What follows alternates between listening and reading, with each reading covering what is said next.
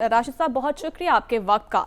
सालाना कितनी बिजली चोरी हो रही है और कितनी रिकवरी हुई है, और इस रिकवरी के जो सम्राट हैं वो बिजली के बिलों में कब हमें दिखाई देंगे? जी अस्सलाम वालेकुम जी, बहुत शुक्रिया आपने मुझे दावत दी अपने प्रोग्राम में। हमारे यहाँ देखें, बिजली चोरी एक बहुत बड़ा इशू है, और अगर आप देखें तो पूरे मुल्क में हर साल वो बिजली जिसकी या पेमेंट नहीं होती या चोरी होती है।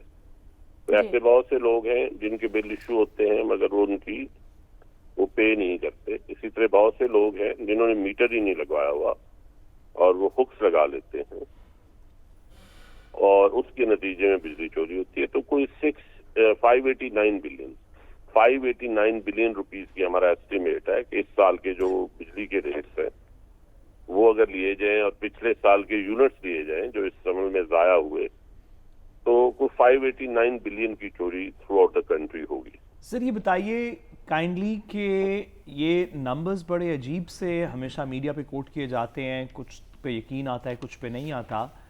बिजली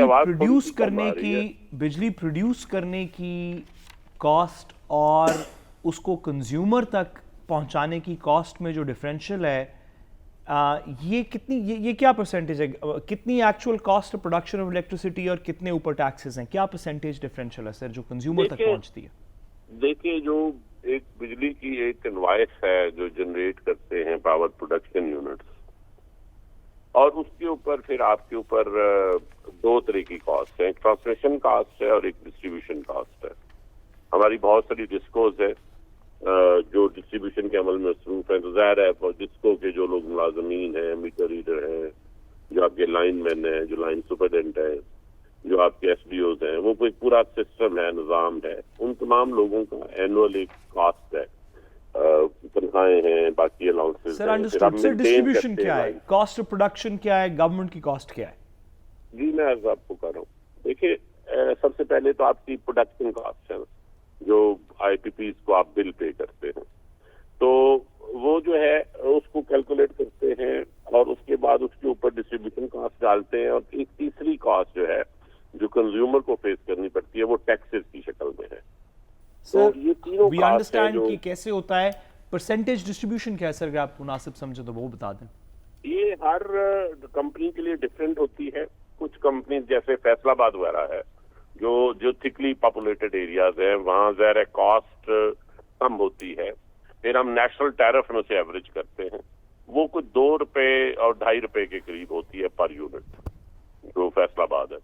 लेकिन जैसे हैदराबाद वगैरह है तो वहाँ या सक्खर है, वहाँ 4 से 4.5 रुपया फी यूनिट कॉस्ट डलती है। ठीक है राशिद साहब, ये बताइएगा, जैसा कि आपने बताया कि पाकिस्तान में बिजली की जो सालाना चोरी है वो 589 अरब रुपए का आप तस्करा कर रहे हैं, इसमें 49 अरब रुपए ये माहाना बनती है, और जबकि बिजली चोरों से 7 अरब 88 करोड़ 90 लाख रुपए वसूल किए गए। ये तो तकरीबन टोटल अमाउंट का 15% बनता है।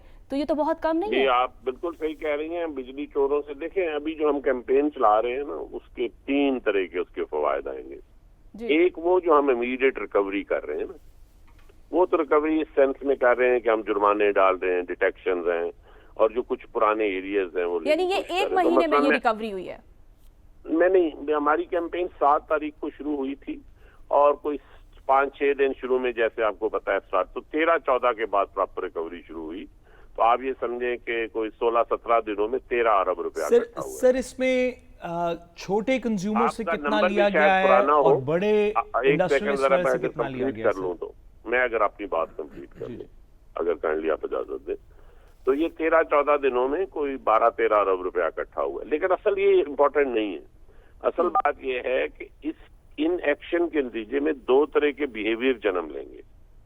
एक वो लोग जो पहले बिल नहीं देते थे और बिजली चलाते थे, अब वो बिल देना शुरू कर देंगे, क्योंकि जब हम मोहल्ले में 4 लोगों का ट्रांसफार्मर उतारते हैं या मीटर उतारते हैं तो उससे फिर सिर्फ वो 4 लोग इफेक्ट नहीं होते। जो लोग ये सुनते हैं कि बिल नाम देने की वजह से या कुंडा लगाने की वजह से बिजली मुनक़ता हो जाती है, उनका बिहेवियर मॉडिफाई होता है।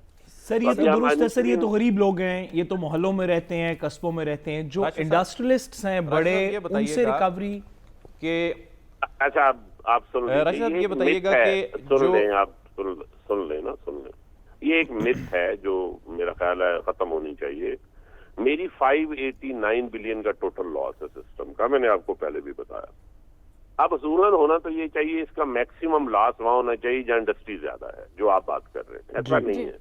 गुजरांवाला इलेक्ट्रिसिटी सप्लाई कंपनी, जिसमें गुजरांवाला, सियालकोट और गुजरात जैसे इंडस्ट्रियल टाउन शामिल हैं, वहां टोटल एनुअल जो लॉस है वो 1 अरब रुपया है। अगर इंडस्ट्री बहुत बड़ी चोरी कर रही होती तो ये कोई इस एरिया में हमारा लॉस 100 अरब के करीब होता, ये इससे भी ज्यादा होता। तो एक्चुअली जो लार्ज बड़ी इंडस्ट्री है या इवन दरमियाने साइज की इंडस्ट्री, इसमें चोरी एक पुराना फिनोमेनन है, अब वो खत्म हो चुका है। रियाज साहब, ये फरमाइएगा कि जो अवाम बहुत ज्यादा कंसर्न रखती है, कि पहले तो ये फरमाइएगा कि आइंदा आने वाले दिनों में बिजली महंगी होने जा रही है या सस्ती होगी, इस पर आप क्या हुकूमत प्लान लेकर बैठी है? और दूसरा, IPPs के साथ जो मुआहदों की बात चल रही है, बेनजीर भुट्टो के दौर में शुरू हुए, हर हुकूमत आई इसको लेकर बैठती है, लेकिन होता कुछ नहीं है। रिव्यू करने के हवाले से क्या मामला ज़ेरे गौर है? क्या ये जो अवाम के सर पर पड़ गई है ये खत्म होगी? इससे छुटकारा भी मिल सकेगा? असल देखें, मेरी बात सुने, IPP वाला मामला ना, अब आपको 1 मिनट सुननी पड़ेगी बात। वो हम एक क्वेश्चन से दूसरे पे जंप कर रहे हैं, थोड़ा सा ये ना टेक्निकली कम्प्लेक्स मामला है।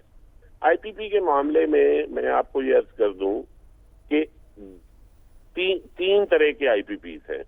एक वो, ये जरा आप गौर से काइंडली सुनिए, अगर आपके सामीन के लिए भी जरूरी है। एक वो IPPs जो 94 की पॉलिसी के तहत लगे, ये कुछ 3491 मेगावाट के हैं और इनके साथ रीनिगोशिएट हो गए हुए उनके कॉन्ट्रैक्ट, और ये कोई टोटल 54 IPPs हैं जिनके साथ रीनिगोशिएट हुए हैं, और अब इनकी कॉस्ट ज्यादा नहीं है। से 94 के IPPs की जो टोटल कॉस्ट बनती है 3500 मेगावाट की एनुअल कैपेसिटी पेमेंट, वो 86 बिलियन है।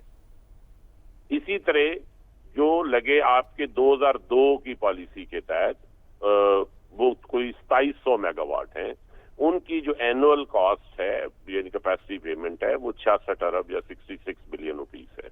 ये बहुत थोड़ी है कंपेयर टू, आप सोचिए कि टोटल हमारी जो कैपेसिटी पेमेंट साल की है वो 2152 बिलियन है, यानी 2152 अरब रुपया है।